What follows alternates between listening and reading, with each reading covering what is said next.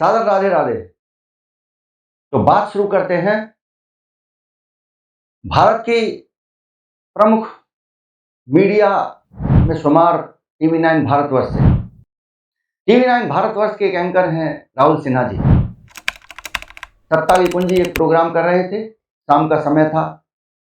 बाबा बागेश्वर धाम पर बोल रहे थे, धीरेन्द्र शास्त्री जी पर बोल रहे थे और कह रहे थे जो हम भी कहते हैं अपने मंच से कि सनातन सबसे बड़ा है, परंतु जब हम कहते हैं तो बात छोटी हो जाती है, लेकिन जब बड़े मंच से कही जाती है तो बात बड़ी हो जाती है। और ये सच है कि सनातन सबसे बड़ा है। सहस्त्रबाहु अर्जुन जी पर कोई टिप्पणी धीरेन्द्र शास्त्री जी ने की होगी, उसको सत्ता की कुंजी में चलाया गया होगा और धीरेन्द्र शास्त्री जी ने दिन 2 दिन 4 दिन में उस विषय पर माफी मांग ली।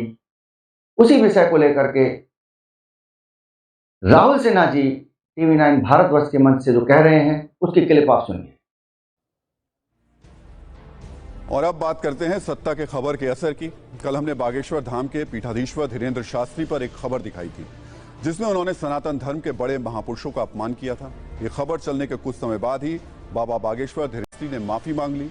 सत्ता में खबर देखने के बाद शायद बाबा को भी एहसास हुआ कि उनसे गलती हो गई और इससे सनातन के अनुयायी नाराज हो सकते हैं, तो उन्होंने खुद को करेक्ट किया, गलती मान ली और माफी भी मांग ली। ये एक शुभ संकेत है।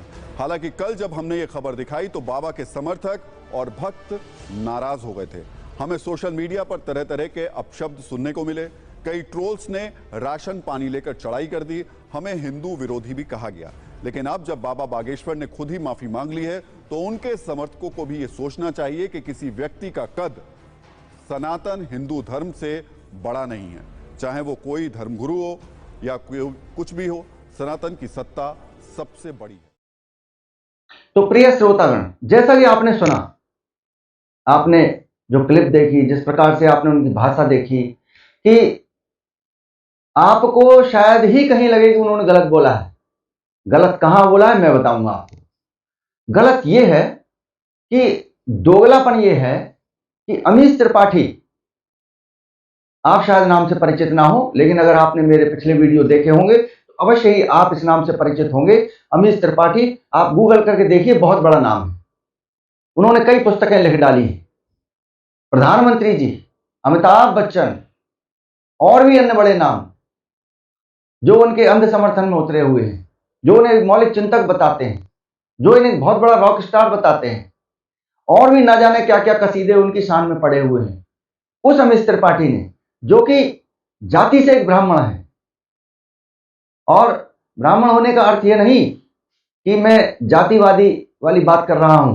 ब्राह्मण एक विभाग है, सनातन धर्म का एक विभाग है, और वह विभाग एक सर्वोत्कृष्ट विभाग माना जाता है। उस बात को लेकर के मैं कहना चाहता हूं कि स्वच्छंदता की जो हदें अमीश त्रिपाठी जी ने पार की हैं, श्री राम परिवार पर जिस प्रकार से उन्होंने कीचड़ उछाली है, उनकी जितनी भर्त्सना की जाए उतना कम। बल्कि मैं तो कहूं कि अगर मैं सद्दाम हुसैन होता और श्री राम मेरे इष्ट होते, और अगर अमीश त्रिपाठी मेरी पकड़ में आ जाते, तो मैं उनके साथ जो आनंद मंगल करता, उसे आप इस क्लिप के माध्यम से समझ सकते हैं।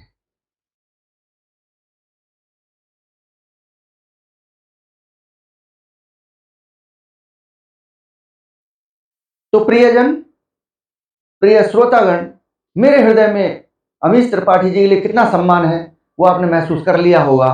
इसे मैं अब शब्दों में क्या कहूं, किस प्रकार कहूं।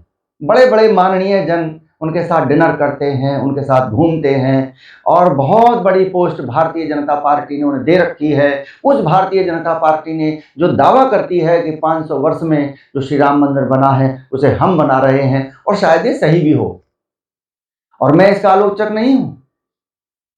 लेकिन हां, इस बात का मैं जरूर आलोचक हूं कि अमीश त्रिपाठी जी ने जो भी कुछ अपनी किताब, राम नाम की जो किताब है, मैं उस किताब को आपको दिखाता हूं, आप साइड में देखेंगे, मेरी साइड में देखेंगे आप उस किताब को।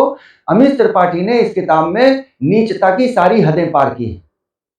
पहली बात, अगर वो किसी चरित्र को समझते नहीं तो उन्होंने इतना क्यों बोला, क्यों अपनी ओर से एक नई रामायण बनाई, क्यों उन्होंने इतनी पराकाष्ठा, बदतमीजी की पराकाष्ठा उन्होंने कैसे पार की, क्यों कोई चैनल उनके खिलाफ नहीं बोलता, क्यों कोई चैनल उनको बुला करके नहीं पूछता कि श्री राम मांसाहारी थे, माता कैकेयी मांसाहारी थी, लक्ष्मण मांसाहारी थे, भरत जी गुरुकुल में लड़कियां पटा रहे हैं, क्यों किसी चैनल ने नहीं पूछा?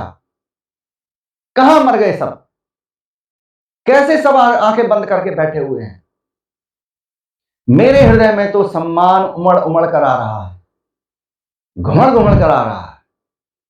मेरा अगर बस चले तो मैं क्या करूं क्या ना करूं, मैं ही डूब मरूं। तो बहुत ज्यादा मैं क्या आज आपसे कहूं सिवाय इसके कि जब बाबा बागेश्वर की बात आती है तो सारे चैनल भागते हैं और उनका पीछा करते हैं, नए नए सवाल करते हैं, उनसे उनसे स्पष्टीकरण मांगते हैं। लेकिन बात जब देवदत्त पटनायक की हो, बात जब अमीश त्रिपाठी की हो, तो सब अपने मुंह पर ताला मार लेते हैं। क्यों भैया, ये दोगलापन कहां से लाते हो और कहां तक ढोगे इसको? अगले वीडियो में लता दीदी की चिट्ठी पढ़कर सुनाऊंगा। शर्म लिहाज बची हो तो सुधर जाना, वरना डूबकर मरने की नौबत तो हमारी आने वाली है। छोटे लोग जो ठहरे। सागर राधे राधे।